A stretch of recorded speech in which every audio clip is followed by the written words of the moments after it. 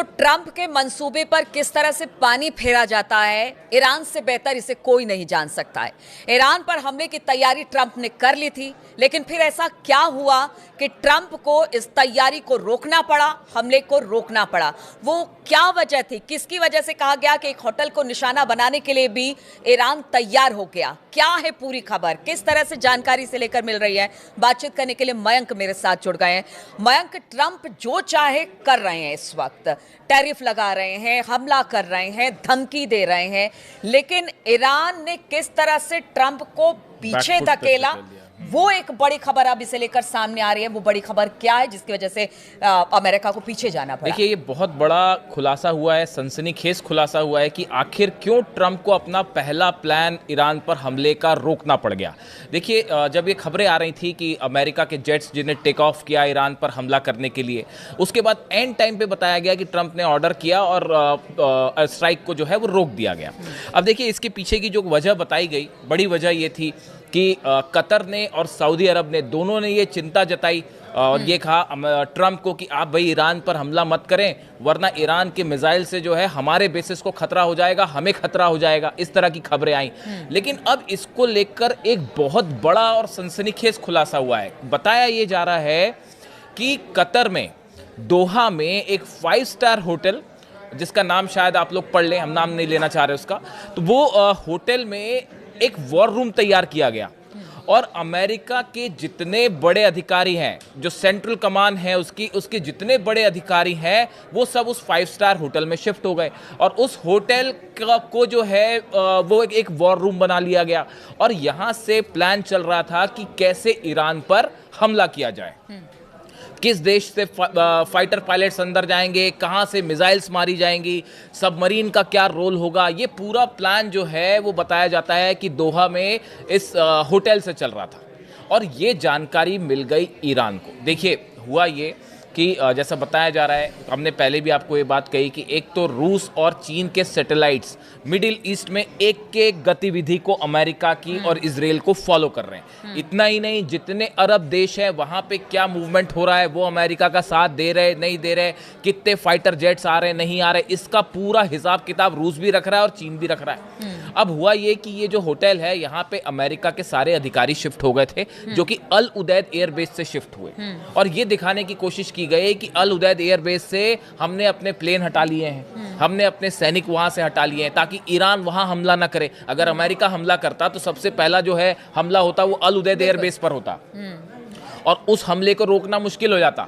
जब 12 दिन की जंग हुई और अमेरिका ने जब हमले किए तीनों न्यूक्लियर सेंटर्स पे और उसको मिडनाइट हैमर नाम दिया गया था, और उसके बाद फिर जब ईरान ने 14 मिसाइल्स दागी अल उदैद बेस पर और उसमें से 4 मिसाइल गिर भी गई, अमेरिका का डिफेंस सिस्टम उसको नहीं रोक पाया, कतर का डिफेंस सिस्टम नहीं रोक पाया और आसपास भी जो डिफेंस सिस्टम है वो 2000 किलोमीटर ट्रेवल करके मिसाइल आई, 1800 किलोमीटर, और वो अल उदैद एयर बेस पर गिर गई, आप नहीं रोक पाए उसको। तो सबसे बड़ा खौफ तो यही था कि कहीं अल उदैद एयर बेस ना उड़ जाए हमारा। अब उस बीच में इन्होंने अपने अधिकारियों को शिफ्ट कर दिया था इस 5 स्टार होटल।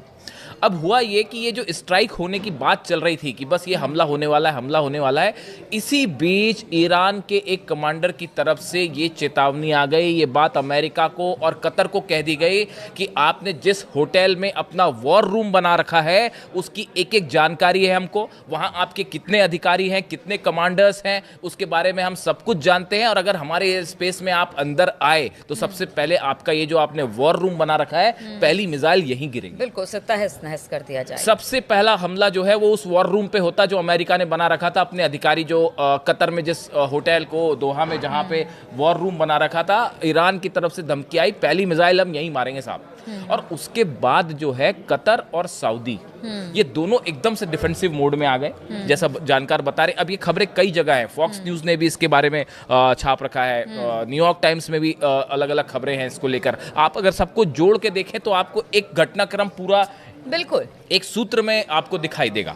अब उसके बाद हुआ ये कि जैसे ही ये धमकी आई ईरान की तरफ से, तो ये बात एकदम से एक्सपोज हो गई कि भाई ये जो वॉर रूम बना रखा था, जहां पे सब कुछ जहां से तय होना था, कतर में, दोहा से, जहां से 5 स्टार होटल में जो वॉर रूम था, अगर वहीं हमला हो जाता तो बड़ी संख्या में अमेरिकी टॉप कमांडर्स की कैजुअलिटी हो सकती थी, बड़े संख्या में अमेरिकी अधिकारी इसकी चपेट में आ जाते। उसके बाद बताया ये गया कि जब ये धमकियां आई उसके बाद कतर की और सऊदी के बीच में एक बड़ी बैठक हुई और उस बैठक में ये बात कही गई कि भाई ये जो ईरान के तेवर दिख रहे हैं और जो इन्होंने बताया जा रहा है कि 500 से 600 खैबर मिसाइल्स तैनात कर रखी हैं, फतेह सीरीज की मिसाइल्स तैनात कर रखी ने हैं। भी पहले कह दिया था कि अभी समय नहीं है हमला करने का। देखिए बिल्कुल। पिछली बार जब हमला हुआ था अप्रत्याशित यानी अनप्रेडिक्टेबल था, अचानक से हमला हुआ, ईरान इसके लिए उस तरह से तैयार नहीं था। लेकिन इस बार तो ईरान ने कह दिया था कि हाँ कि अब देखिए ऐसा है कि अगर आप हमें टारगेट करेंगे तो आपको भी छोड़ा नहीं जाएगा, उसके लिए पूरी तैयारी। हाँ, ये बिल्कुल बिल्कुल ठीक कहा आपने। ये ईरान की तरफ से साफ और क्लियर मैसेज था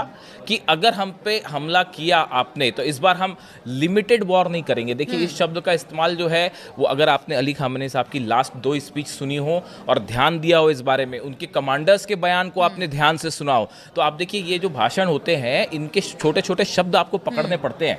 बार बार ईरान की तरफ से कहा गया कि हम प्रीएम्प्टिव स्ट्राइक करेंगे। उन्होंने कहा इस बार हम लिमिटेड स्ट्राइक नहीं करेंगे, इस बार सीज फायर नहीं होगा। यानी ईरान एक ऑल आउट वॉर के लिए तैयार था कि अगर हमला होता है, अगर अली खामेनी साहब को टारगेट किया जाता है या ईरान के एयर स्पेस में अगर आप घुसते हो, आप देखिए तुरंत ईरान ने अपना एयर स्पेस बंद कर दिया था पिछली बार, और जितनी मिसाइल्स थी वो तैयार थी और एक साथ 8 बेसेस एकदम लाइन से तैयार थे। अल असद बेस अमेरिका में, अल उदैद बेस कतर में, सऊदी का जो बेस है वो, जॉर्डन, सीरिया, ये सब बेसेस जो अमेरिका के हैं सब पे एक साथ मिसाइल दागी जाती। और इजराइल की तो हम बात ही नहीं कर रहे हैं। कहावत बहुत ज्यादा है कि देखिए आपके पास अगर खोने के लिए कुछ नहीं रहता तो फिर आप सामने वाले को भी उसी दमखम के साथ बिल्कुल एकदम उस पर वार करते हैं। बिल्कुल। अमेरिका एक बड़ा देश है और कह लीजिए कि एक महाशक्ति के तौर पर है, ईरान लगातार उसके टारगेट पर रहा है, तो ईरान को भी है कि अब आमने सामने की लड़ाई होगी तो फिर एकदम जबरदस्त तरीके से हमला किया जाएगा। हमारे पास खोने के लिए कुछ नहीं है, लेकिन अगर अमेरिका को अगर कुछ होता है तो फिर उसके पास खोने के लिए एकदम आपने ठीक कहा। यही वजह है, आप इतिहास उठा के देख लीजिए कब ऐसा हुआ कि अमेरिका को अपनी फोर्सेस वापस बुलानी पड़ गई इराक से। बताइए कब ऐसा हुआ? कभी इतिहास में हुआ ऐसा कि यहाँ ऑपरेशन होने जा रहा है ईरान पे, इराक से जो है अल असद बेस खाली करना पड़ गया? पहली बार हुआ ऐसा। अब देखिए अब ये घटनाक्रम पे आते हैं हम फिर से। अब ये जानकारी जैसी पता चला भाई इनको, अमेरिका और कतर को और सऊदी को समझ में आई ये बात कि भाई ये तो पूरी जानकारी इनके पास पहुंच चुकी है कि वॉर रूम का एक एक चीज इनके पास है। उसके बाद कतर और बताया जाता है कि सऊदी के बीच में एक बड़ी चर्चा हुई और उसमें ये तय किया गया, जिसके बाद क्राउन प्रिंस जो है मोहम्मद बिन सलमान, इनकी तरफ से अमेरिका को ये बात कही गई कि भाई देखिए आप हमारे एयर स्पेस का इस्तेमाल ना करें, आप हमारे बेसिस का इस्तेमाल ना करें। अगर आपने हमारे बेसिस का इस्तेमाल किया, जो बताया जा रहा है कि जो सऊदी की तरफ से मैसेज दिया गया कि अगर आपने ईरान पर हमला किया इस हालात में तो मिडिल ईस्ट में एक इतनी बड़ी जंग छिड़ जाएगी जो यहाँ सब कुछ तहस नहस कर देगी। और वो जब उसके बाद तो फिर ये थोड़ी ना देखा जाएगा कि सऊदी किसके साथ है और यूएई किसके साथ, जो अमेरिका के साथ वो सब ईरान के दुश्मन। और ईरान ने भी ये बात साफ साफ कह दी थी सऊदी को कि देखिए हम आप पे हमला नहीं करना चाह रहे, हम यूएई पे हमला नहीं करना चाह रहे, हम सीरिया, जॉर्डन, किसी भी, कतर, कहीं हम हमला नहीं करना चाह रहे, लेकिन अगर आपने अमेरिका को अपना एयर स्पेस दिया, अपना बेस दिया, तो मजबूरन हम आपको हमला करना पड़ेगा और हम सोचेंगे नहीं इसमें। ये बात टॉप अधिकारियों की तरफ से ईरान के कह दी गई थी इन सब देशों को, अरब देशों को। यहां से पलट गया खेल। यहां से सबसे पहले तो ये जो वॉर रूम वाली बात सामने आ गई कि भाई 5 स्टार होटल उड़ाने के लिए ईरान तैयार बैठा है, सब अमेरिकी अधिकारी जो है सीधा टारगेट पे आ गए सेंट्रल कमांड के, उनको फिर पहले वहां से खाली करवाया गया। बताया जाता है कि आनंद में जो 5 स्टार होटल में जहां पे वॉर रूम बना हुआ था सो कॉल्ड, उसको वहां से खाली करवाया गया। सब अधिकारी को वहां उल्टे पर भगाया गया कि भाई पहले आप ही खाली करिए वरना पता चला कि आप ही निशाने पे आ जाएं। वो खाली किए गए। सऊदी और कतर के बीच में बड़ी चर्चा हुई, ये कहा गया कि भैया आप जो है हमारे बेस का इस्तेमाल ना करें। उसके बाद फिर अमेरिका ने अपने प्लान बदले और ये हुआ कि फिर अब्राहम लिंकन जो एयरक्राफ्ट कैरियर है उसको बुलाया गया। उसके अलावा जो जॉर्ज डब्ल्यू बुश इनका एयरक्राफ्ट कैरियर है उसको भी डिप्लॉय किया गया। मेडिटेरियन सी की तरफ बढ़ रहे हैं और अगले 48 घंटे में दोनों पहुंच भी जाएंगे। यानी 48 घंटे बाद आप देखिएगा फिर से हालात इसमें जो है बदल सकते हैं। अब इसी बीच ट्रंप से पूछी गई ये बात, अब ये बात सब जगह लीक हो गई कि भाई ये तो हमले का प्लान था। ट्रंप से सवाल किया गया कि भाई आपने स्ट्राइक, आप कह रहे थे एक तो मदद आ रही है, मदद आपकी आई नहीं, आपने क्या प्लान बनाया था उसे चेंज क्यों किया, क्या कोई दबाव था?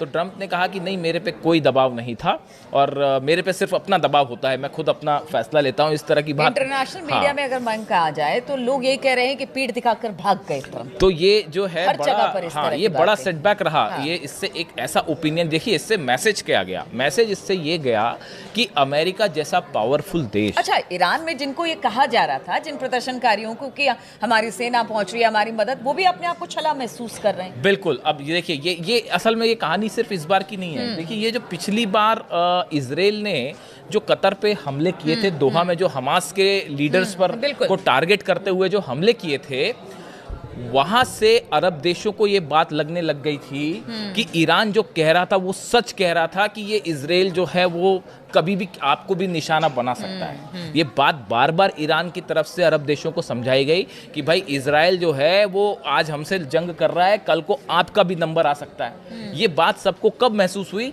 जब इजराइल ने जो है वो कतर में जो है दोहा में स्ट्राइक्स करी और हमास के लीडर्स पे, वहां से जो है वो ये बात सबने महसूस की। अमेरिका इजराइल पर विश्वास करके अगर ये अरब देश ईरान का साथ छोड़ते हैं तो ये बड़ा नुकसानदेह तो हो सकता है। ये इस बार इनको महसूस हुई। और इसी वजह से सऊदी और कतर की तरफ से फिर बताया जा रहा है कि बाकी कई देशों ने भी ये बात कही कि भाई आप जो है हमारे एयर स्पेस का इस्तेमाल ना करें। उसके बाद सेकेंड प्लान पे अब जो काम चल रहा है, देखिए ईरान को अभी भी घेरने की तैयारी चल रही है और बड़ी तैयारी चल रही है। पूरे जहाज जो है, दोनों एयरक्राफ्ट कैरियर आ गए हैं। कई सारे ऐसे जहाज जो एयरक्राफ्ट कैरियर नहीं है, वो भी जो है उनको जो डिस्ट्रॉयर्स कहते हैं उनको, वो पहुंचने शुरू हो गए मेडिटेरियन सी में, रेड सी में आसपास आने शुरू हो गए।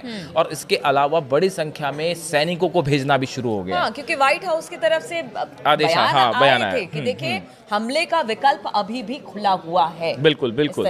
तो ये जो बिल्डअप हो रहा है ईरान के चारों तरफ, ये बता रहा है कि अभी मामला जो है 48 घंटे बाद निकल के सामने आएगा कि क्या हो सकता है। और देखिए एक और बड़ी बात इस बार, ये सऊदी, कतर और बाकी जो देश हैं, इनकी तरफ से ये बात भी कही गई अमेरिका को कि पिछली बार के विरुद्ध इस बार जो है रशिया और चीन दोनों बड़ी मदद कर सकते हैं ईरान की। आप इसको वेनेजुएला ना समझें कि वेनेजुएला पर हमला किया और वो एक देश चूंकि मेनलैंड से दूर है, रशिया से, चाइना से, तो कोई मदद नहीं कर पाया। लेकिन ऐसा ईरान के साथ नहीं है, तो वेनेजुएला मत समझिए। और यहाँ से जो है ये जो 5 स्टार होटल में वॉर रूम बनाने वाली बात थी और जो ईरान के एजेंट्स को पता चल गई, ईरान की खुफिया एजेंसीज को पता चल गई, और वहाँ से जो है ये पूरा मामला पलटा और उसके बाद इन अधिकारियों को वहाँ से छोड़ना पड़ गया और यहाँ से पलट गया ट्रंप का पहला प्लान। तो देखिए पहला प्लान तो ट्रंप का पलट दिया ईरान ने, जिस तरह से हमले को लेकर लगातार प्लानिंग अमेरिका की हो रही थी। लेकिन देखिए अमेरिका है और ट्रंप अभी भी उन्होंने कह रखा है कि देखिए हम हमला करेंगे या ईरान हमारी बात नहीं मानता है तो टैरिफ की बात हो या फिर सैंक्शंस की बात हो, वो करता रहा है। लेकिन हमले का विकल्प अब भी खुला हुआ है, यानी कि स्थिति अब भी गंभीर है। कब क्या हो जाए पता नहीं चलता, लेकिन एक हमला तो विफल ईरान ने किया है और ये बड़ी बात है अपने ऊपर आने वाले संकट को। और इस बार तो ईरान भी तैयार है, क्योंकि इससे तो पूरा मिडिल ईस्ट सहमा हुआ है कि अगर अमेरिका या इजराइल हमला करता है तो फिर ईरान जवाब देगा, और जवाब ऐसा कि पूरा मिडिल ईस्ट हिलकर रह जाएगा। चलिए, इस तरह की खबरों पर लगातार हमारी नजर बनी हुई है। तमाम अपडेट्स लेकर हम आपके पास आते रहेंगे। फिलहाल बहुत बहुत शुक्रिया आप सभी का हमारे साथ इस चर्चा में शामिल होने के लिए।